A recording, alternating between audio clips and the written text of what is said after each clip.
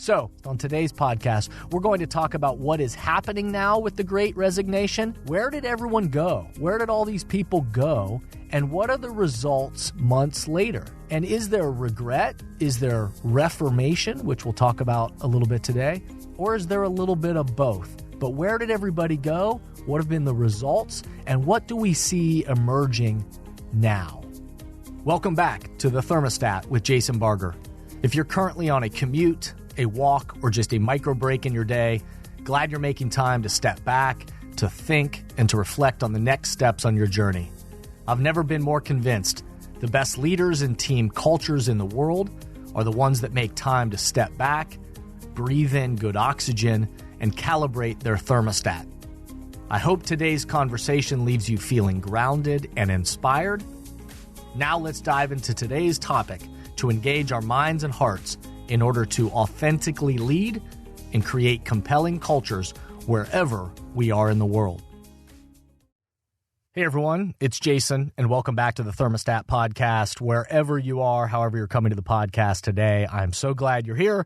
Welcome back. If you're one of the OGs who's been a part of this podcast for a while, maybe from the very beginning, or at least you've been around for a while, been listening, I'm so glad you're back and so glad that this continues to contribute to your life and work and add value. If you're new to the podcast, welcome. So glad you're here. Hope you'll continue to give it a chance and hope these messages will add value and contribute in exciting ways. And so glad that you are a part of this. We're at season 6 and well over 100 episodes now. So momentum, growth, excitement, energy continues to grow. So again, all the new people that are a part of this, welcome and so glad you are here. My commitment to you and to this group of people is that this podcast is always going to be an opportunity each week, each month, however you're listening to this. This is going to be a place for you, a space in your life and work for you to be able to step back, for you to think, and hopefully be filled with some positive messages and things that are going to add value and contribute to your thinking, to your own leadership, and certainly to the culture of the team or the group of people around you. I'm more convinced of this than ever, that authentic leadership is needed in the world today. We are thirsty for authentic and genuine leadership, leaders that care, leaders that have vision, that are able to collaborate and bring about the best in people around them and help commit to creating a compelling culture with the people around them. And certainly compelling cultures. People want meaningful work and want culture more than ever, as you'll hear me talk about on past episodes and certainly many episodes to come. So we know how important this has always been, but certainly in the world that we're in right now is important as ever. Before we dive into today's topic, real quick, if you just do me a quick favor, please, I know I hate asking for this, but please, if you're willing to do a couple of just real quick things. One, rate this podcast 5 stars on whatever podcast platform you're listening to. That is a super helpful thing. So 5 stars, thank you. And leave a genuine, authentic review. What's it meant to you? How do you see these messages benefiting yourself and certainly the people around you, or why they're even just important in the world today? So every time somebody rates and reviews the podcast, it helps make it easier for others to find the podcast, and it amplifies these messages further into the world. So for that, I'm very grateful for everybody that takes the time to do that. And certainly anybody out there who just shares this podcast with their friends, their network, on social media, their team, their organization. Bringing more people into the conversation is always a great thing. So thank you. Today, we're talking about the Great Resignation. Has been a term coined as the pandemic waned on, and now over 30 million Americans and growing have left their jobs. There, of course, have been a myriad of reasons of why, some very good reasons of why people have been shifting jobs. Some it's been a new opportunity that has showed up. Some has been, a revelation about new type of work that they want to do. Some early retirements, of course, for people, and also some just lifestyle shifts. I mean, think about 2-income families that have made that strategic decision to go to 1 income or change the lifestyle of the way they were living. So there have been a lot of really good things that have come out of that Great Resignation and people making shifts that I think were positive for themselves and for their work. And we also know that there have been some more challenging transitions. that it hasn't been a good thing for a lot of people, that many of the people leaving or quitting jobs was because of burnout. Just getting to a point where they just couldn't take it anymore. They just needed to get out of there. They needed a new beginning, a fresh start, that maybe they started to think that the grass might be greener other places, and or just got to the point where just for their own mental health or their own lifestyle, their family, their everything they were experiencing that's been challenging over the last couple of years, they just said to themselves, I can't do this anymore. I need a change of some sort. So we know that that's been happening, and there have been good transitions, but also challenging transitions for, this well over 30 million people and growing that's happened in the last year. But on today's podcast, we're going to talk about what is happening now with the Great Resignation. Where did everyone go? Where did all these people go? And what are the results months later? And is there regret? Is there reformation, which we'll talk about a little bit today, or is there a little bit of both? But where did everybody go? What have been the results? And what do we see emerging now? But before we dive into today's topic, let's take a quick break. Let's pause for a second, and we'll be right back. Many teams and organizations right now are realizing that they need to do both. They need to engage the minds and hearts of their people in person, where everyone in the room can experience the energy of congregating together and find clarity for the road ahead. And they also need to continue to find ways to engage the minds and hearts of their people virtually, with those who are working remotely or at a distance. So, if you are in the process of planning your next team meeting, company all-hands event, conference or culture summit, and are looking for support with a powerful keynote speech, facilitated team conversations that are the currency for change, or deeper development on leadership mindset and an intentional strategy for the culture you're trying to create, I hope you'll contact us at jasonvbarger.com, jasonvbarger.com. It is my privilege and our honor to partner with great people to provide support in these areas. We want to breathe oxygen into your leaders and throughout your organization so you can set the temperature you want for your culture. We look forward to connecting with you soon. So as we're talking about the Great Resignation and where we are in the world right now, and again, the myriad of different reasons of why people, over 30 plus million people in the last year have up and quit jobs. And again, some of them for good reasons, others for just burnout and the grass being greener other places, or they assuming that and kind of making these decisions. I want to make sure that we're stepping back and saying, what's been where did all these people go, and what's changing now? What's happening? What are some things that are being revealed to us? So some recent studies reveal, of course, the unprecedented rates of turnover continue across industries. And studies reported by NBC and other global media, studies by job search site Muse, found that they did a study of 2,500 workers. So 2,500 workers, some studies showed or revealed that 72% of the people that quit jobs, that resigned from their jobs, 72% experienced surprise or regret about the new position or new company that they jumped to. 72% experienced this kind of surprise or regret. So of these 2,500 workers that they sampled and they surveyed that were a part of this kind of Great Resignation, 72% said that they were surprised or they had some sense of regret about the new position or new company that they jumped to, that they found that maybe the grass wasn't all that much greener in this new place or this new role that they had been promised. Wasn't really all that much different than what they imagined or for what they quit. That this role that they had been talked into or imagined really wasn't playing out to be what they hoped it was, or it just wasn't all that much different from what they had come from.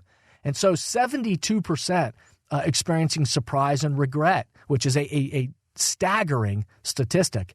And then nearly half, so 48%, nearly half of the people that they surveyed that were a part of this kind of Great Resignation, nearly half, 48%, said they have tried to get their old jobs back. So it paints this image that, again, in the midst of this great resignation, where did all these people go? That a high percentage of people, I mean, from this study, it's saying 72% of those people that jumped to a new job. Now, again, we know that there are a myriad of reasons of why some left for early retirement. Some made strategic decisions about going from 2 income to 1 income, or lifestyle changes, or just needing some time to step back and take a breath, whatever that may be. We know there are a myriad of different examples, and many of them, I'm assuming were positive. But what this study is revealing is about 72% were surprised or are experiencing some sort of regret that maybe they pulled the ripcord a little too early. Maybe the grass wasn't always greener in the new spot, and maybe they just jumped to another place that what they began to realize had very similar challenges and obstacles, and were experiencing many of the same things that they were at their previous job. And nearly half of those people reported that very quickly they tried to get their old jobs back. So other new research is also backing up what we've been talking about on this podcast all along, that people want to be a part of meaningful cultures. So as these studies are revealed and this research is coming out, we need to remind ourselves that, again, we've been talking about this all along on this podcast, but it's just revealing even further that people want to be a part of meaningful cultures. According to career counseling provider Zeti, most job seekers want fair and good benefit packages. Of course, we know that to be true, that people, they want fair and good benefit packages. Of course, that's always been the case. But what this career counseling provider Zeti is also sharing in their most recent research is, but just as important, if not more important than fair and good benefit packages, which again, we need them to be fair and good benefits, of course. But what the research is also showing is that even as important to that, if not more important than that applicants are looking, they want, quote, values that match their own. 62% of the people surveyed say, what I'm looking for is I want a company or a team or a culture where the values of the company match my own. And 61% say that they want the team or the company, the organization that they're joining to have a purpose for being that goes beyond merely making profit. So they're saying, I want meaning, I want to be a part of purpose, I want to be a part of something that my team organization, I know we're about something beyond just profits.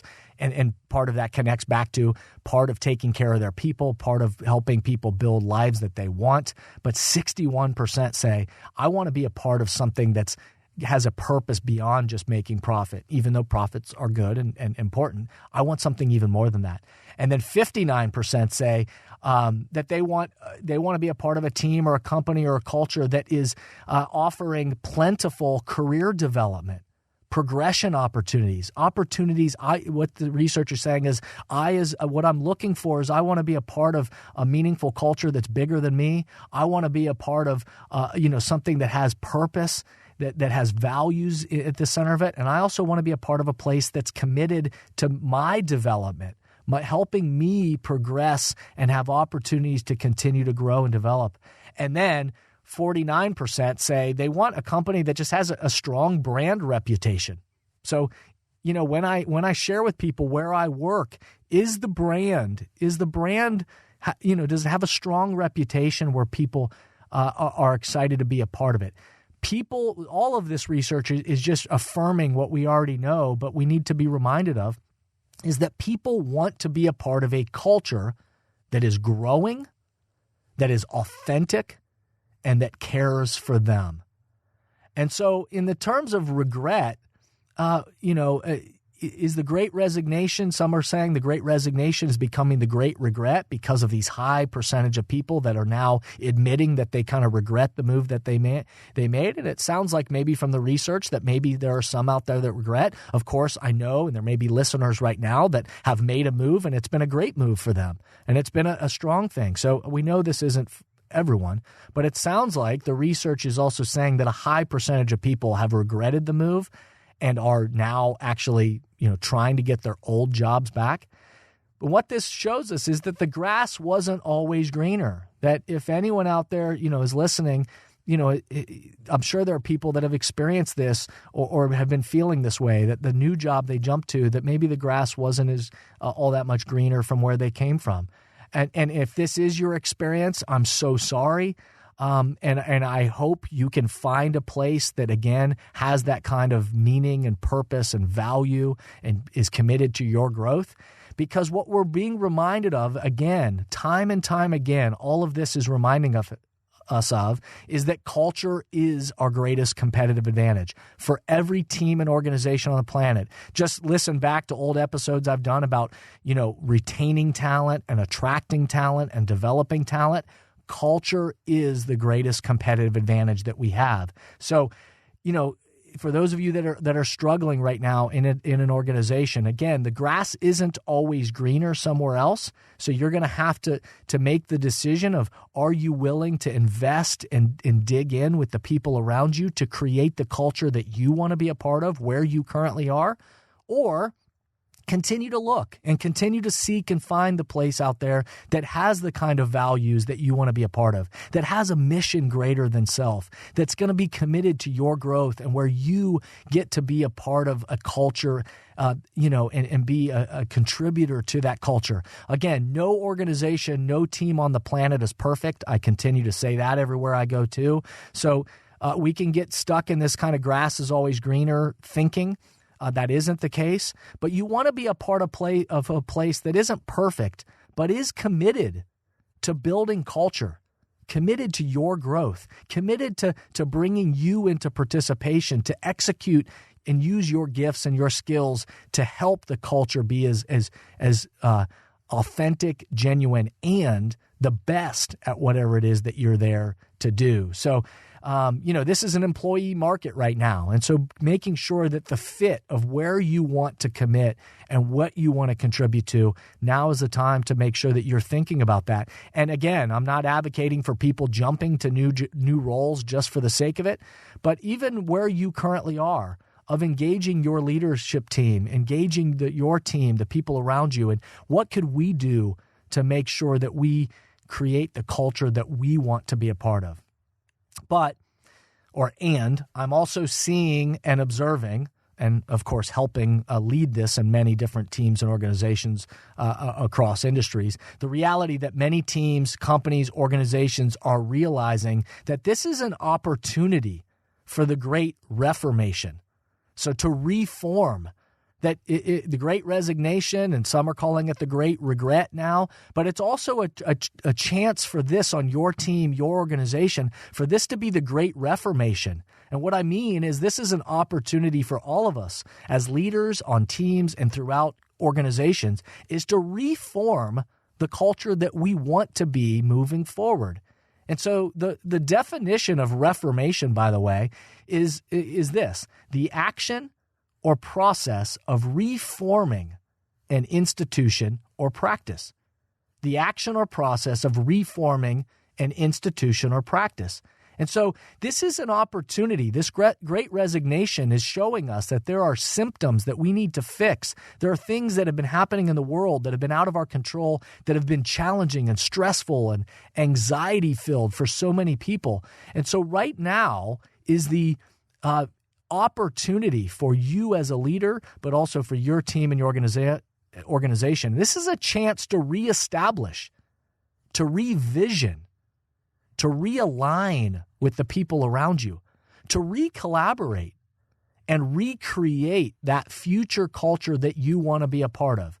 The culture that is dynamic, that's changing moment by moment every single day. So the question isn't what culture have you had in the past, but a chance to reform that future culture that you want into the future.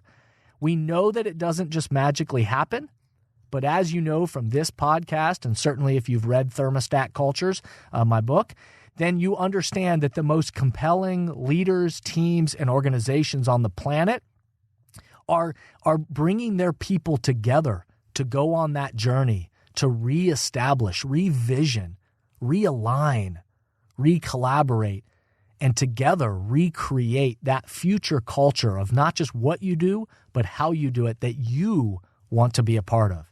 So I leave you this week with some questions to ponder, like always.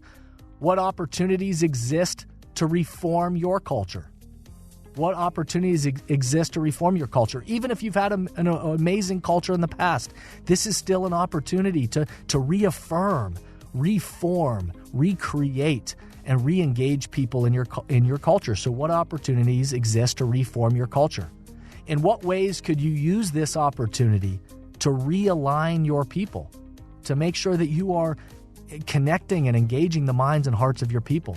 And is the future culture you are trying to create together, is it clearly articulated? And is it in motion? And if it's not clearly articulated and you don't feel like it's in motion, that there's an opportunity to reform that culture.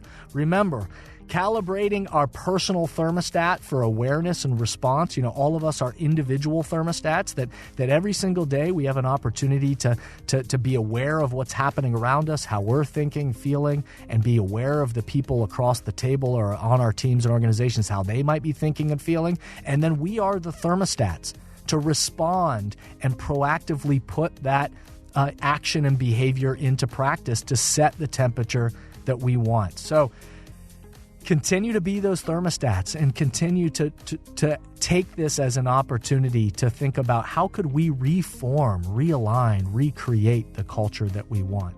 I'm excited about where we're going next on the podcast. We have some exciting episodes coming up next. We're going to be talking about this phrase, how are you? Or this question, how are you? It's the leadership question that's not being asked nearly enough. We're going to have a great conversation with David Moore, who's a business titan with Anderson Windows and many other business ventures, but also he's part of the ownership group for the Atlanta Hawks in the NBA. Plus, we're going to be talking about onboarding isn't just orientation. Onboarding isn't just orientation. So we've got some great episodes coming up. I hope you'll continue to engage, amplify, share, and I hope this continues to be a place that allows you to step back and think about the temperature that you're trying to set. Remember, the best leaders, teams, and cultures on the planet stimulate progress by recalibrating that thermostat together. Thank you for listening to today's podcast, and I hope the messages and questions stimulate positive change along your path. As always, if these messages resonate with you and add value to your life, I hope you'll help amplify them throughout the world. Please rate, comment, and share on whatever podcast or social media platform you're using, and share this podcast with the people in your life or work who should be part of these conversations. That way, this spirit does, in fact, spread. If these messages or developing leaders and culture would be helpful to you and your organization, please contact us at jasonvbarger.com, jasonvbarger.com. And remember, we are all ambassadors for the culture we want to create in our life and work. We have to own the vision we want to be a part of. The future of leadership is you, is me, is us. Be a thermostat.